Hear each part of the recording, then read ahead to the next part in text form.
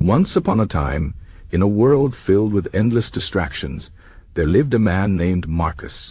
Marcus was like many of us, busy, always rushing, never feeling like he had enough time. He worked long hours, answered emails late at night, and spent his free time scrolling through social media. Despite all this activity, he often felt empty, as if something important was missing. One evening after another exhausting day, Marcus sat alone in his small apartment. He stared at the clock, watching the minutes tick by, and wondered where all his time had gone. He had dreams, books he wanted to read, places he wanted to visit, skills he wanted to learn, but he never seemed to make progress. That night he decided to search for answers.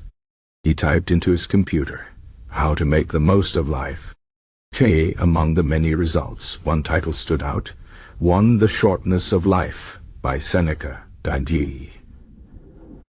Marcus had heard the name before, Seneca, the ancient Roman philosopher.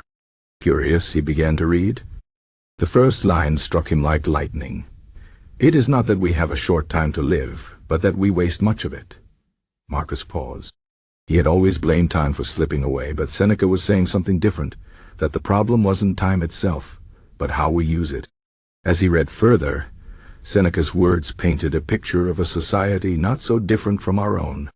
The Romans, too, were busy, chasing wealth, power, and pleasure, yet many died feeling they had never truly lived. Seneca called these people occupied, not truly alive. They spent their days serving others, bosses, politicians, social expectations, while their own lives passed them by. Marcus thought about his own life. How many hours had he wasted in meetings he didn't care about? How many evenings had disappeared into mindless entertainment? Seneca's words were harsh but true. You are living as if destined to live forever. Your own frailty never occurs to you. Seneca offered a solution. Philosophy. Not as abstract ideas, but as a way of life. To live fully, one must take control of time. Time, Seneca said, is the only thing we truly own. Money, possessions, even our bodies can be taken from us, but no one can steal our moments if we use them wisely. Marcus learned about the importance of reflection. Seneca wrote that we should review our days, judge our actions, and ask ourselves, what have I done today that truly matters? Without this, life becomes a blur, and we wake up one day wondering where the years went. Another lesson was about priorities. Many people delay living, waiting for the perfect moment, retirement, a promotion, a vacation. But Seneca warned, you act like mortals in all that you fear, and like immortals in all that you desire. We assume we have endless tomorrows, but life is fragile. The only time we have is now. Marcus also discovered Seneca's thoughts on leisure. True leisure, he said, is not idleness but freedom, time spent on self-improvement, learning, and deep thinking.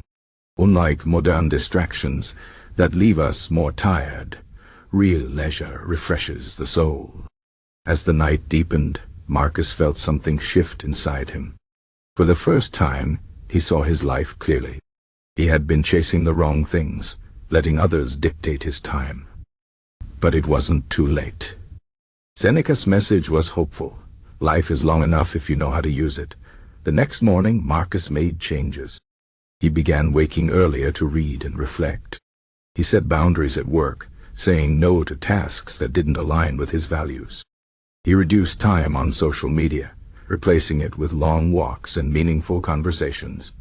Most importantly, he stopped waiting for someday and started living today. Years later, Marcus looked back. He had written a book, traveled to places he once only dreamed of, and built deep friendships. None of this happened by accident. It was the result of choices, of reclaiming his time.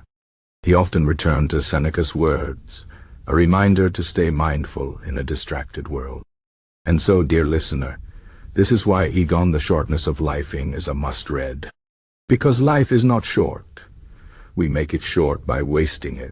Seneca's wisdom, though ancient, speaks directly to our modern struggles. His words wake us up, challenge us to live with purpose, and remind us that every moment is a gift we must not squander.